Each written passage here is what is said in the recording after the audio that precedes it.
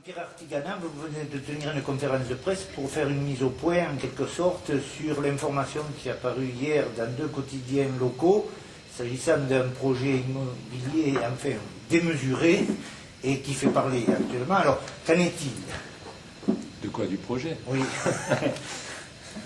Je connais pas la teneur exacte de ce projet. Moi, ce que j'ai voulu dire aujourd'hui, c'est qu'on reste complètement au-delà d'un effet d'annonce dans le domaine du virtuel. D'une part, j'ai même parlé un peu de poisson d'avril ou de 1er avril, alors qu'on est le 4 juillet. Non, moi, je voudrais rappeler simplement un certain nombre de données de base. D'abord, la plus grande des circonspections et la plus grande des prudences par rapport à cet effet d'annonce, d'une part. D'autre part, il y a une ville, la ville de Lourdes n'est pas un promoteur immobilier. La ville de Lourdes se situe dans le cadre de son devoir et de sa fonction de contrôle, d'instruction, de surveillance, ne s'immisce pas dans une relation commerciale privée, mais doit exercer la plénitude de ses devoirs et de ses fonctions, comme je viens de le dire. On regarde quoi?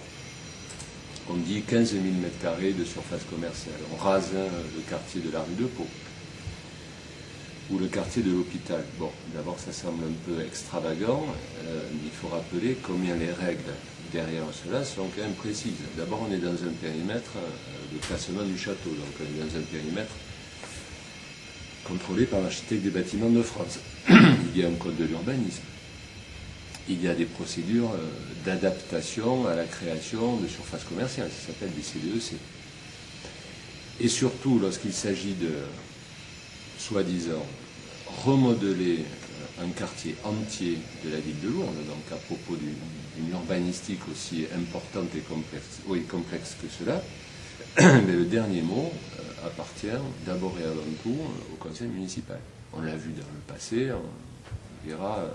On le voit dans le présent et on le voit dans l'avenir. Moi, je trouve que c'est un effet d'annonce. C'est un effet d'annonce qu'il faut ramener, à mon avis, à de plus justes proportions. Est-ce que M. Delorme est venu vous rencontrer? Ah oui, j'ai vu M. Delorme à 2 reprises. La dernière fois, à sa demande, ce devait être au mois de mai.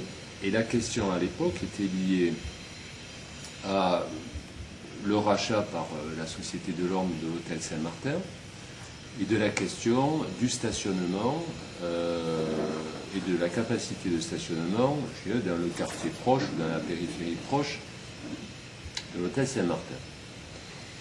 Monsieur Delorme a soulevé à l'époque la question du parking du centre hospitalier général de Lourdes, qui est très proche.